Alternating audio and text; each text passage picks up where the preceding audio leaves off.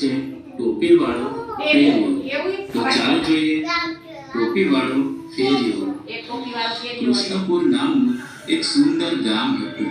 એ ગામમાં મોહન નામનો એક ફેરિયો રહેતો હતો।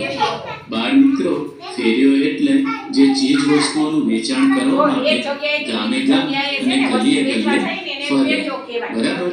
તો આવો એક ફેરિયો કૃષ્ણપુર ગામમાં રહેતો હતો, જે વિવિધ પ્રકારની રંગબેરંગી ટોપીઓ વેચવાનું કામ કરતો હતો। ટોપીઓ વેચીને એ પોતાના ઘરનું ગુજરાન ચલાવતો હતો। ટોપીઓ વેચવા માટે એ ગામે ગામ અને ગલીએ ગલીએ ફરતો અને બોલતો, એ ટોપી લઈ લો, ટોપી, રંગબેરંગી ટોપી લઈ લો, ટોપી, આવું બોલતો જતો અને ટોપીઓ વેચતો હતો। એક દિવસ એ ટોપીવાળા ફેરિયાએ ટોપીઓ વેચવા માટે દૂરના ગામમાં જવાનું નક્કી કર્યું અને પછી એ ચાલતો ચાલતો નીકળી પડે છે। જે ગામમાં ફેરિયાએ જવાનું નક્કી કર્યું હતું એ ગામ ઘણું દૂર હતું અને રસ્તામાં એક જંગલમાંથી પસાર થવાનું હતું। ફેરિયો તો ચાલતો ચાલતો એ જંગલ સુધી પહોંચી જાય છે। ચાલી ચાલીને ફેરિયો ખૂબ થાકી ગયો હોય છે અને બપોરનો સમય થયો હોય છે। ચાલતા ચાલતા એણે જંગલમાં એક ઘટાદાર ઝાડ જોયું।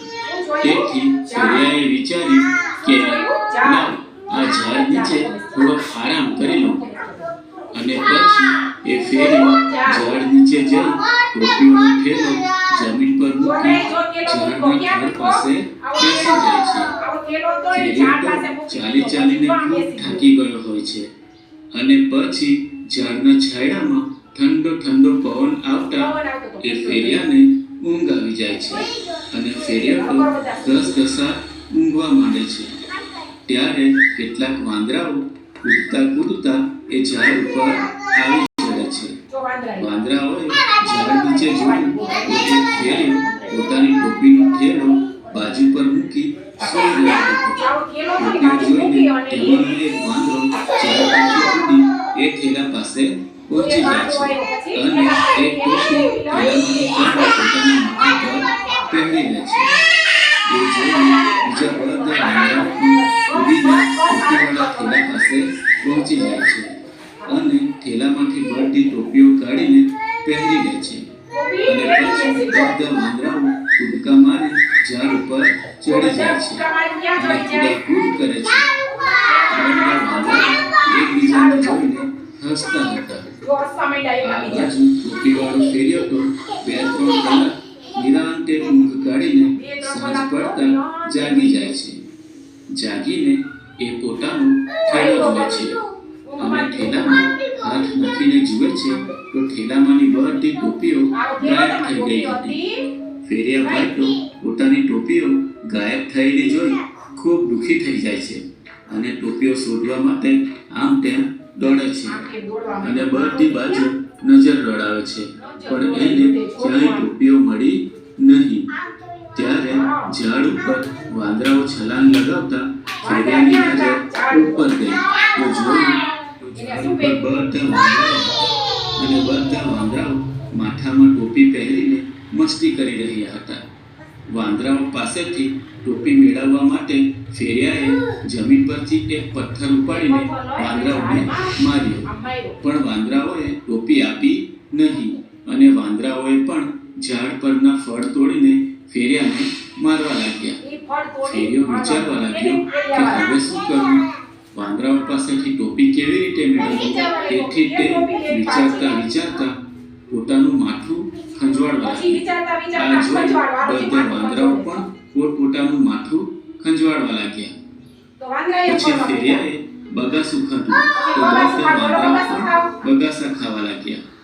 આ જોઈ ફેરિયાને સમજાઈ ગયું કે આ વાંદરાઓ તો મારી જ નકલ કરી રહ્યા છે।